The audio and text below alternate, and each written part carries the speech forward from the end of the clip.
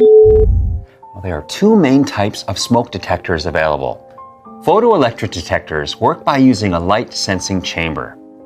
As smoke enters the chamber, it disrupts the path of a laser and triggers the alarm. These detectors are better at sensing slow-burning or smoldering fires.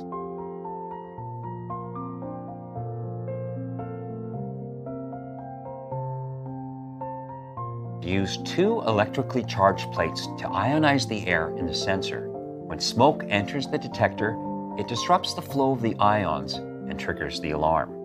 Ionization detectors are stronger at detecting fast flaming fires. However, due to their design, they can be triggered by dust or steam.